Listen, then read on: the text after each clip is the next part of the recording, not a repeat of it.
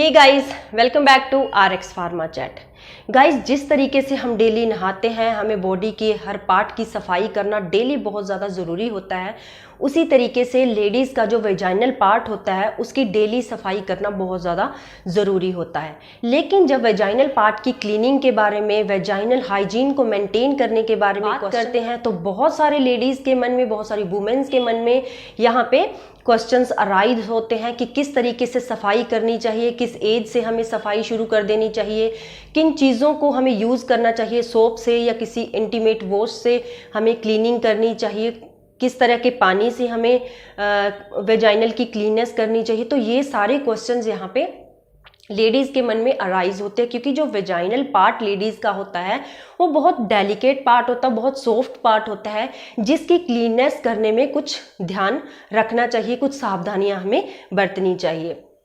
क्योंकि थोड़ी सी अगर लापरवाही यहाँ पे हम क्लीननेस में करते हैं, वेजाइनल की सफाई में करते हैं, थोड़ी सी भी गलती करते हैं तो यहाँ पे हमें इन्फेक्शन का सामना करना पड़ सकता है, जिसमें हमें स्वेलिंग, रेडनेस या ईचिंग या फिर और तरीके का इन्फेक्शन, या जैसे यूरिन में इरिटेशन होना, तो ऐसे इन्फेक्शंस का हमें सामना करना पड़ सकता है, ऐसी प्रॉब्लम्स को हमें फेस करना पड़ सकता है।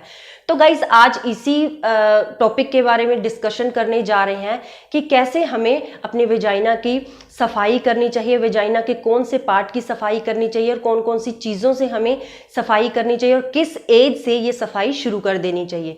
तो गाइज, चलिए आज की वीडियो को हम स्टार्ट करते हैं बिना टाइम को वेस्ट किए। अगर आप मेरे चैनल पे नए हैं तो प्लीज़ मेरे चैनल को सब्सक्राइब कीजिए, साथ में दिए गए बेल आइकन पे ऑल सेलेक्ट कीजिए।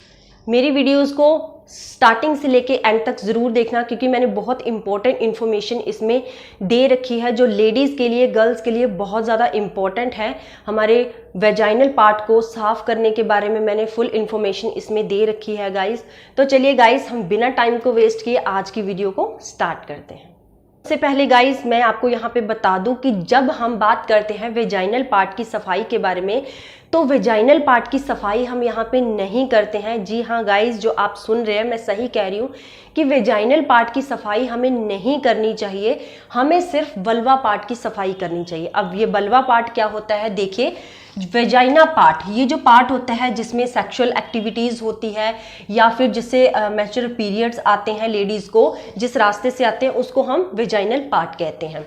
और जो हमारा बाहर का हिस्सा होता है, वेजाइना के बाहर का हिस्सा होता है, देखिए ये जो ऊपर है क्लिटोरिस है, लेबिया मेजोरा है जो बाहर की लाइनिंग है, और जो इनर लाइनिंग है लेबिया मिनोरा, ये तीनों पार्ट बनके वल्वा पार्ट तैयार करते हैं। तो वल्वा पार्ट की हमें यहाँ पे सफाई करनी चाहिए, लेकिन वेजाइनल पार्ट की हमें यहाँ पे सफाई नहीं करनी चाहिए गाइस। क्यों नहीं करनी चाहिए तो मैं आपको बता देती हूँ।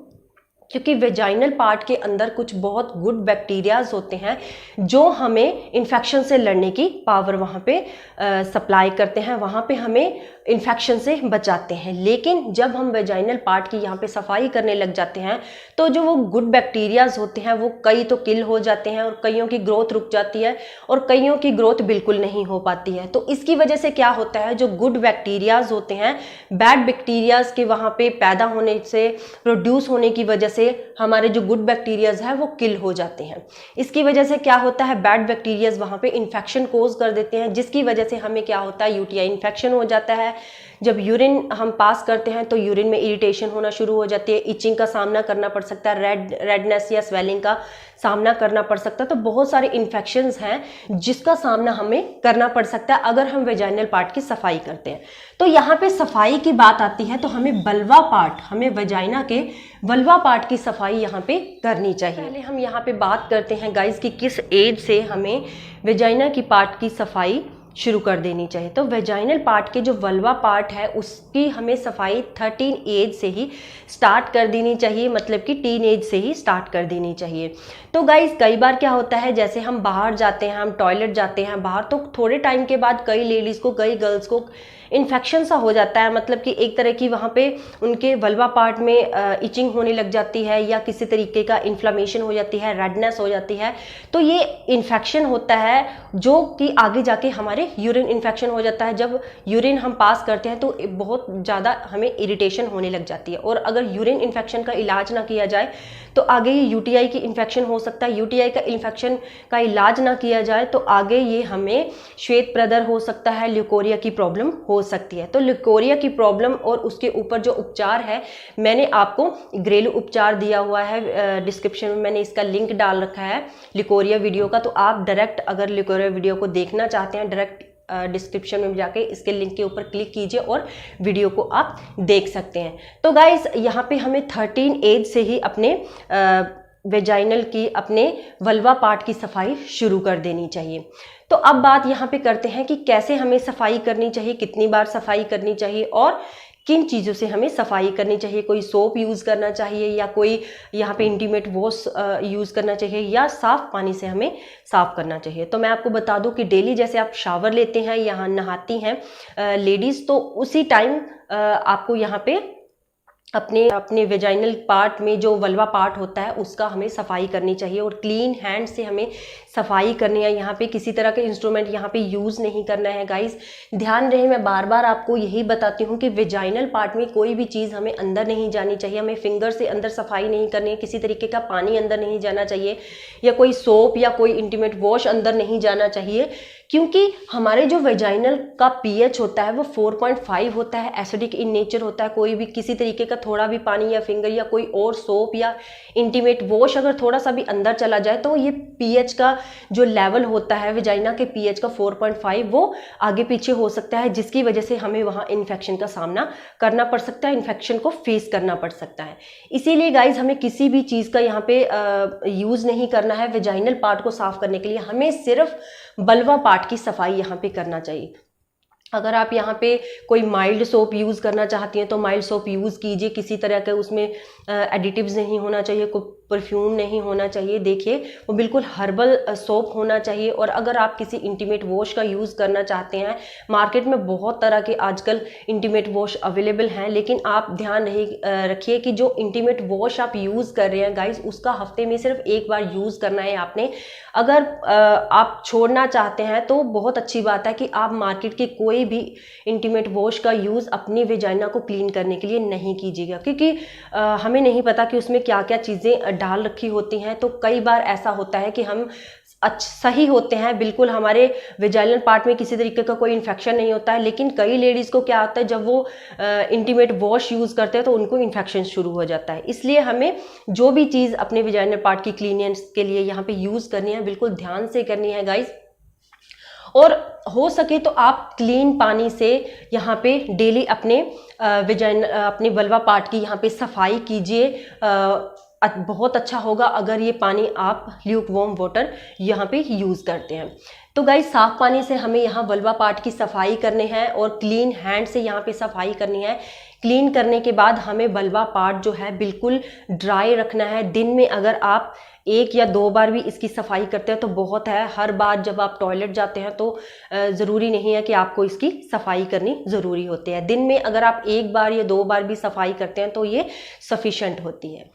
तो गाइज़ वल्वा पार्ट के साथ हमें अपने एनस पार्ट की भी सफाई करनी चाहिए। यहाँ बिल्कुल दिन में 1 या 2 बार एनस पार्ट की सफाई ज़रूरी है, लेकिन जब आप पॉटी जाते हैं तो ऑटोमेटिकली आप वहाँ की सफाई कर ही लेते हैं।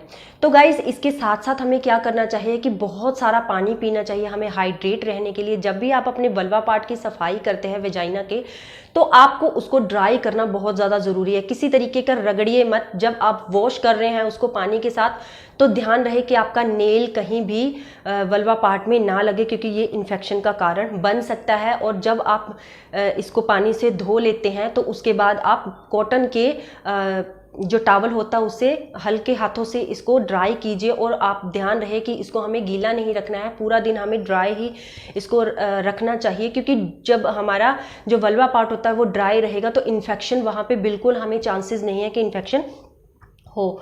और अब ध्यान रखना चाहिए कि जो भी हम पैंटीज़ यूज़ कर रहे हैं यहाँ पहनने के लिए, अंडरवियर यूज़ कर रहे हैं, तो गाइज़ हमें कॉटन की पैंटी ही यहाँ पे यूज़ करनी है। किसी तरीके के रेशम का कपड़ा हमें यूज़ नहीं करना है या वूलन का कपड़ा हमें यूज़ नहीं करना है। तो हमें यहाँ पे सिर्फ कॉटन की पैंटी ही पहननी है, क्योंकि ये कंफर्टेबल भी होती है। और ये भी ध्यान रहे कि बिल्कुल टाइट पैंटी ना हो, बिल्कुल आपके साइज़ की जो कंफर्टेबल साइज़ होता है उसी साइज़ की आप पैंटी पहनिए यहाँ पे। तो आपके वेजाइनल में जब आप इन चीज़ों का ध्यान रखेंगे और जब लेडीज़ जो होती हैं वो सेक्स करने के बाद अपने वल्वा पार्ट की बिल्कुल अच्छे तरीके से सफाई करें, उसके बाद उसको ड्राई करें, क्योंकि इस कंडीशन में भी हमें यहाँ पे इसको गीला नहीं छोड़ना चाहिए, क्योंकि यहाँ पे इन्फेक्शन के चांसेस हो सकते हैं। और जैसे मैंने आपको बताया कि इस कंडीशन में हम अपने वल्वा पार्ट की सफाई करके उसको ड्राई नहीं रखते हैं तो आगे जाके हमें ल्यूकोरिया जैसी प्रॉब्लम का सामना करना पड़ सकता है। तो इसलिए गाइस आप यहाँ पे वेजाइना की कंटिन्यू सफाई करते रहिए। 1 या 2 टाइम एक दिन में सफाई करना बहुत ज़्यादा ज़रूरी होता है। इसको ड्राई रखिए, कॉटन की पैंडी पहनिए और हाइड्रेट रहने के लिए जैसे मैंने आपको बताया कि सफिशिएंट पानी पिए। दिन में कम से कम आप 16 से 18 गिलास पानी पीजिए। हम बात करते हैं गाइस कि जब हम मेंस्ट्रुअल साइकिल हमारा चल रहा है, मेंस्ट्रुअल पीरियड हमारी चल रहे हैं मंथ में, तो उस कंडीशन में हमें क्या करना चाहिए, हर 6 घंटे में अगर पॉसिबल हो तो पैड चेंज करना चाहिए। पैड चेंज जब करते हैं तो आपको अपने वल्वा पार्ट की सफाई अच्छे से करनी है, उसके बाद आपको पैड लगाना है गाइस, क्योंकि इस कंडीशन में जो हमारा मेंस्ट्रुअल साइकिल चल रहा है, इस कंडीशन में इन्फेक्शन के चांसेस बहुत ज़्यादा बढ़ जाते हैं। इसलिए हर 6 घंटे के बाद अगर पॉसिबल हो तो अपना पैड चेंज करिए। रेगुलर 12-12, 13-13 घंटे अपना पैड यूज़ नहीं करिए गाइस। जैसा भी पैड आप यूज़ कर रहे हैं, पॉसिबल हो तो कॉटन का पैड यूज़ करिए, क्योंकि जो सिंथेटिक के पैड्स होते हैं वो थोड़ा रैशेज़ हमें वहाँ पे कोज कर सकते हैं, जिससे आगे जाके हमें इन्फेक्शन का सामना करना पड़ सकता है। इसलिए कॉटन के पैड यूज़ कीजिए, हर 6 घंटे के बाद इसको चेंज करिए और अपने वल्वा पार्ट की सफाई अच्छे तरीके से करिए, क्योंकि इस कंडीशन में जैसे मैंने आपको बताया कि इन्फेक्शन के चांसेस ज़्यादा होते हैं। तो गाइज ये थे कुछ टिप्स वेजाइनल की हाइजीन को मेंटेन करने के लिए। तो आज के मेरे टिप्स आपको कैसे लगे मुझे ज़रूर बताना। तो लेडीज़, मेरी आज की वीडियो आपको कैसी लगी मुझे ज़रूर बताना। अगर किसी स्पेशल टॉपिक के ऊपर आपको वीडियो चाहिए तो मुझे आप कमेंट में कमेंट ड्रॉप कर सकते हैं गाइज। तो चलिए मिलते हैं नेक्स्ट वीडियो में एक इंपॉर्टेंट इन्फॉर्मेशन के साथ। तब तक के लिए good bye, have a nice day.